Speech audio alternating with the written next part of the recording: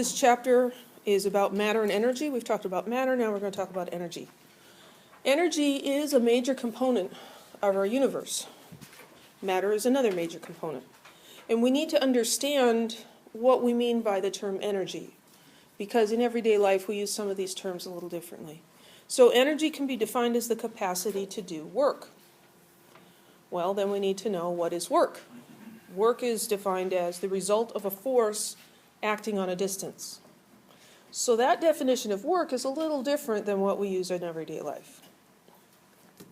In everyday life, you could go to work and be paid to sit in a chair and think about something, right? By this definition, that's not doing work. You're not moving anything.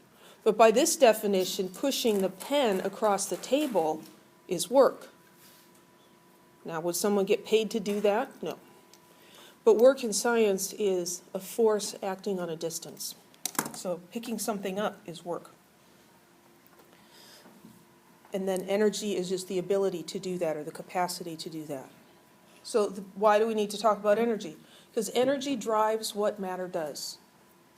We're trying to understand what matter is and why it behaves the way it does so that we can predict what it'll do in the future.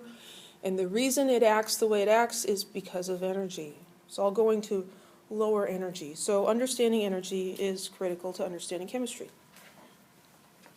We've talked about matter being conserved. Energy is also conserved. So here we have the law of conservation of energy, which is very similar to the law of conservation of matter. Energy is neither created nor destroyed. What that means is the total amount of energy in the universe is constant. You can't create energy and you can't destroy energy. But energy can be changed from one form to another form, and some forms are more useful than other forms. Energy can also be transferred from one object to another. So it's important to remember energy cannot be created out of nothing. It can't just appear, and it also cannot disappear. And if it appears to do one of those things, then we just need to look farther, look deeper, and figure out where it's coming from or where it's going. So there's different kinds of energy. Let me get my highlighter straightened out. So there's kinetic energy. That's energy of motion. So when something is moving, it has kinetic energy. We also have potential energy. Potential energy is an energy associated with the position of an object. So here's my abused pen. Actually, I'm going to abuse it. Let me abuse one of these markers. So if I hold this dry erase marker up, it has potential energy based on its position. Because if I let go of it, what's it going to do? It's going to fall. It's not going to just hang suspended in the air. It's not a magic dry erase marker. It's just a regular old marker, and sure enough, it falls to the floor. What happened to the potential energy that it had? It was transformed into kinetic energy as it was moving. When I was holding it here, I was trying to hold it very still. It had very little kinetic energy. As it fell, it got faster and faster and faster. As it fell down, its potential energy was decreasing while its kinetic energy was increasing. And then bang, it hits the floor. Where'd the energy go? Well, it's not immediately obvious to us, but the energy gets dissipated as heat. When objects collide and they don't either of them move, then you get heat given off. And heat like that is not a very useful form of energy. We also have electrical energy. This is associated with the flow of electrical charge. So electrical energy is what's powering the lights and our computers and the projector and all those sorts of things. There's also thermal energy. Thermal has to do with heat. And thermal energy is the random motions that objects have. We've talked about the solid state of matter and how the particles, say in this table, are not actually still. They are vibrating. They are moving. Now, they're not moving across the room. That would be weird, right? They're just vibrating back and forth, just like you guys are shifting in your chairs. You have a certain amount of kinetic energy, it's just that you're not actually going anywhere with it.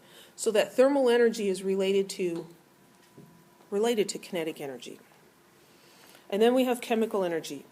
Chemical energy is a special kind of potential energy. Instead of based on its position being elevated above the ground, perhaps, it's based on the positions of the atoms that make up whatever that matter is. So that's chemical energy. When you rearrange, when you have a chemical reaction occur, that energy could be released, and so it's a potential energy. So if we have energy, which is a quantity that can be measured, then we have to have units. So these are the units of energy.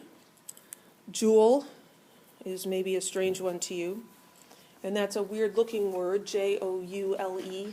Pretty sure that's French. The abbreviation for it is a capital J, and it's pronounced jewel like a jewel. Like if you were a king and you had jewels in your crown, it's a jewel. Another unit of energy that we use in science is the calorie. You've probably heard of calories, right? This calorie is a little different than the nutritional calorie. The nutritional calorie shows up down here, and that's calorie with a big C. This nutritional calorie is actually a kilocalorie, 1,000 calories. So that's bigger. So when we just write calorie, it's with a capital C, a big C because it's the big calorie versus the little c for the little calorie. Well, a calorie is defined as the amount of energy needed to raise the temperature of 1 gram of water by 1 degree Celsius. So if you had 1 gram of water, and let's say it was at 25 degrees Celsius, and you put in enough energy to raise it to 26 degrees Celsius, that amount of energy is a calorie. It's not a huge amount of energy. And this is a relationship.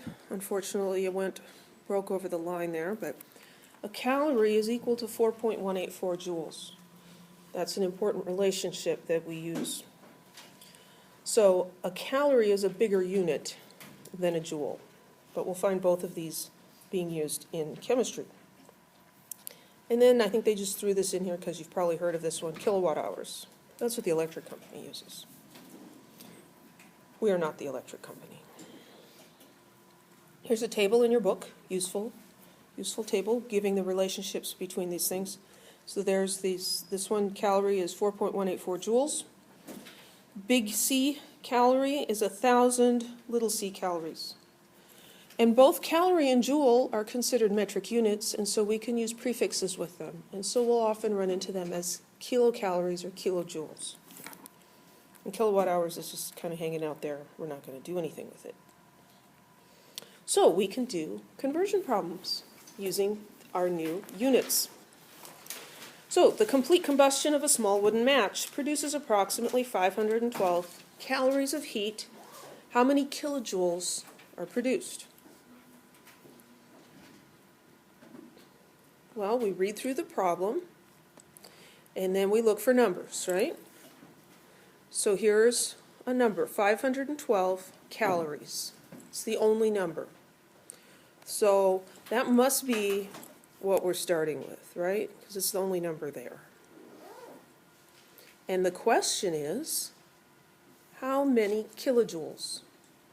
So we're starting with calories. We're just doing dimensional analysis here. And we're going to kilojoules. Now in that table, was there a relationship between kilojoules and calories? There was calories in joules, but not kilojoules, right? So there was calories in joules. A calorie is 4.184 joules. Can we convert joules to kilojoules? Yes, we can. That's just one of those metric conversions. All we need to know is that kilo means 1,000. Kilo means 10 to the 3. So now we have our path, and we set up our equation. 512 calories. There are 2 arrows. We're going to have 2 conversion factors. The map says calories to joules to kilojoules. So we write calories to joules to kilojoules. We want calories to go away, so we're going to divide by it over here. Because calorie over calorie is 1, and it cancels out. In the last term, we're going to divide by joules, so the joules cancel out. It's all about the units. Then we put numbers in. Doesn't matter which one you do first. I'm going to do this last one first. Kilo means 10 to the 3. So kilo is on the top. That's like the nickname. I'm going to write its given name down here, what it means, 10 to the 3rd. Kilo and 10 to the 3rd are the same. It's the same thing. So that's 10 to the 3rd, or if you prefer, 1 times 10 to the 3rd. And then for this middle term, we look up that 1 calorie is 4.184 joules. So 4.184 joules, those have to stay together. So 4.184 goes on the top, and 1 goes on the bottom.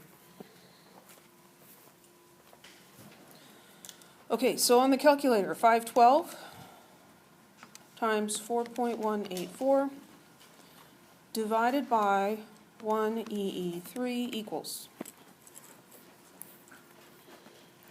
And my calculator is showing me 2.142208, and the unit would be kilojoules.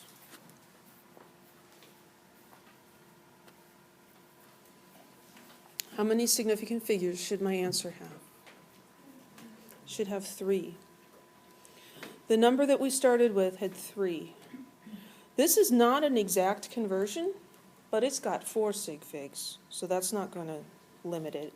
And this is exact. So we start with 3, we end with 3. We'll record this as 2.114 kilojoules.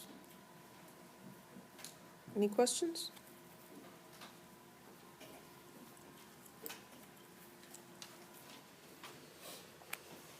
So we're just applying a skill we've learned, dimensional analysis, to some new units. We'll do that a couple times during the semester.